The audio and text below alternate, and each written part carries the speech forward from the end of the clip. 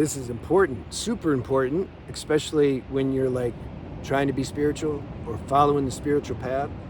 I recommend that people get a pen and paper and you write a list of fun things that you think, at least you think they're fun, and then you go do them.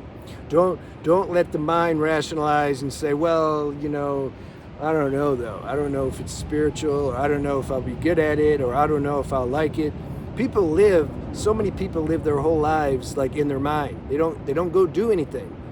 And then they have this catalog of unfulfilled like desires and experiences that they could have had the opportunity to have, but they didn't want to take the chance to go do it. Yeah, I call that a wasted life. Don't waste your life.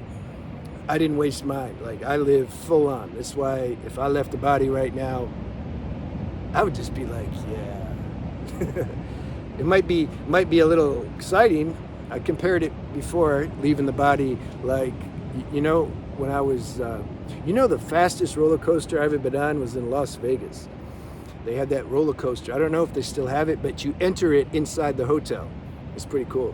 And then you click, click, click, click, go up the hill, and then you start to go down. I like to sit in the back seat. So then when you're going down, you're like already going fast before you even get to the top. You see? Addict. I like the strong dopamine hit. That was super fast. I look at, I feel like leaving the body is going to be something like that. It's like, whoa, I'm in another dimension now. Yeah. Super psychedelic experience, I'm sure. You know how much chemistry and energy gets released when you leave the body? Yeah. Have fun. So you write your list, and then you go do it. That's what you do. You write the list and you go do it. I was in, I remember California, and that's what I did. I was in my 20s. I wrote a list, and some of the things I had on there was, so I'm going to share some of the funny things. I wanted to, because I was deep in ego. I wanted like this. That's why I tried to become an actor, and that's why I didn't like acting, because my motives were wrong. So that was fueling my desires to go do what I was doing. That's cool though. See, even if you recognize that that's what's happening, go do it. It doesn't matter. Do it anyway. Go find out through actual living experience if this thing has anything to offer you or not. All right? Because if the desire is strong to do it within reason, right? Do I have to say the disclaimer? Don't want to hurt yourself too bad. You don't want to hurt anyone else. Okay, there. I wanted to be a singer, right? Because I could be singing and the girls would be like, oh wow, he really is a good singer. And then I wanted to, I went to the class. I took a community college course. I lasted about 40 minutes. The teacher was instructing everybody to warm up their vocal cords and say meow, meow, meow. I remember that. But I was too cool to say that. I didn't want to say it.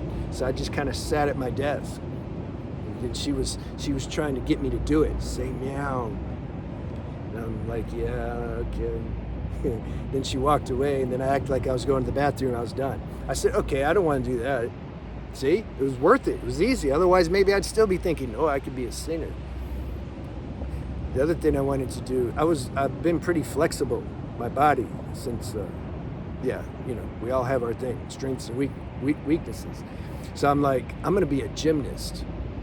I can flip around and go in the Olympics. So I took this gym class, and then, remember, I'm 24 or 25 or something. And then, everybody in there is like 10, 12. The people that were teens were like experts, And I'm like, I can't do what they're doing. Too late. Okay, cool. Check that off the list. Then I was going to be a tennis player. That was back in the day when those two twin black sisters, they were just dominating, And I'm like, look how much attention they're getting. I'm going to go do that. I took a couple tennis classes and realized, So that wasn't fun, but it was fun being free of the desires that were like causing stress, because the mind likes to think. This is the whole purpose of, the main purpose of fulfilling desires is so then the mind like stops thinking. It's not rolling around anymore. Now, it's not like, you see, we got to be careful. There's a balance. If you're deep into lust, or looking at things on the internet that you shouldn't, so then your mind says, okay, I want to be free of the desire, so I'm going to go do it. Well, how many times are you going to keep doing that?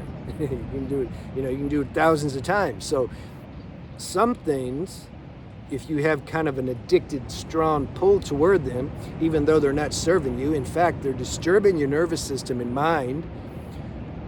Careful if you rationalize and justify and say, well, I'm doing it to be free. Josh said, if you do it, you'll be free. Oh, cool. Yeah, I'm going to go do it. You see, sometimes, now, it is important to experience it to a certain degree. I don't know what that degree is. It depends on so many factors and karma and all kinds of things. But once you experience it enough to where if you do it again, it's like nothing new, now it's time to exercise, to ask God, ask something to help give you the horsepower, the intestinal fortitude to not keep doing the same thing over and over again, because you want to be free. You don't want to keep doing it. So you see, there's two examples. Like, it just depends. Some things you can go do and okay, I'm done. I'm not going to do it anymore. But I guess my main point is don't let your mind stop you from living life, man. Sometimes you got to take a break. You got to take a break from this whole, spirituality pursuit. Yeah, let's focus on this for the last few minutes. You can't just be like spiritual, pray, meditate, worship, watch YouTube videos. Yeah, don't do that. Watch your person. You should have one person you really connect with. Just watch them. 2 at the most. Don't just keep scrolling on one person and this person. This is mind. It has you trapped in dopamine addiction. Ooh, a new person. Oh, I wonder what they're going to say. Yeah, I'm sure it's going to be really different. So you got to break that. Go outside. Go, what do you want to do? We got to be intuitive. You can apply this to eating too. You should be able to think of a food, and then the body says yeah or no. You can get to there. It's not so hard. You get sensitive, and you just listen. So same thing with fun. What do you want to do? I want to go to the movies. Yeah, okay, cool. Okay, go do that. I want to go to the beach. Yeah, I want to go spend the night. If I have a couple days off, I want to go, I don't know, spend the night in a cabin somewhere and just, do I want to do that? And you check and see. Write a list of things that you might want to do. Then you look through the list, and then maybe some you're like, no, I don't want to do that. Others, you're like, yeah, I'm going to do it. In the process of going to do it, you may say, no, I don't want to do it. Others, you may get all the way to the point of doing it, and then you enjoy doing it. It's like, oh, that's cool. Then you go do it again, and it's like, oh, no, I think I'm done. This is life. We have to experience things so that then we can transcend them. And when you feel like you've lived a full life, your mind can't really have a bunch of self-talk. And then like, you're not doing yoga and meditation and all these things as a way to get somewhere. No. You get clean by living life, and then all of a sudden you're in presence automatically. Because what's there to think about? You've done everything, and you're not putting yourself in stressful relationships and environments. You're not chasing dopamine hits anymore. All that stress. You're not doing that because you did it. Now you're just chilling, whatever that looks like. That takes a different form. Depending on the person. But you have to do stuff to get to where you can be cool without doing stuff. Now some may say, oh, I want to do all these things and I don't have enough money. You have to trust. Yeah, they asked that question once. Well, then that should be easy to forget about then for the moment. If you don't have the means, if you want to go to Thailand and you're an American, you don't have, $1,500 to spend on a plane ticket, another $1,000 cash to stay there, you can't get off work. If it's just impossible, then you just stop thinking about it for now. If the mind says, yeah, but what about, he said, but what do you mean? I can't do it right now. You know, you have to somehow use a little common sense and sanity. Sometimes, I'll share certain things, or other people will share certain things, and the person they take it very literal, like there's no flexibility. So yeah, but you said this. So what do I do in this situation? I'm like, man, you got to have some common sense. There's no diagram or spiritual instructions on how to come to a sense of inner balance inside. There's nobody can give you that. So you just keep going. Life is running this thing, not you. On a certain level, we can't do anything about it. So accept where you're at, and that's it. You just accept it. And if you can't accept it, accept that you can't accept it. It's all good. If it's not all good, it's still all good. At some point, you'll see it's all good. If we didn't have these trials and tribulations, we would not appreciate being on the other side. If we're on the other side, the good side, so to speak, our whole life, we wouldn't really appreciate it. It's like when we're a baby. That baby's at peace, but he doesn't know it. So then he's gonna go suffer for a while.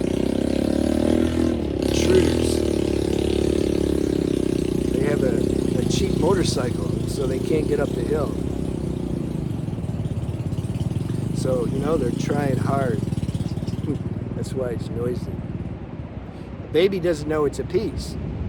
So God's going to help him figure out what peace is.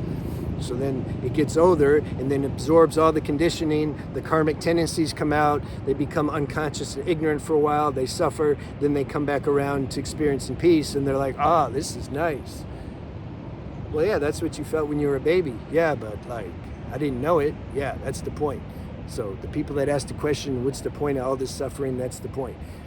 But you have to be in a certain state to understand and appreciate that. Otherwise, you just get mad at me. That's cool. I understand. All right, see you.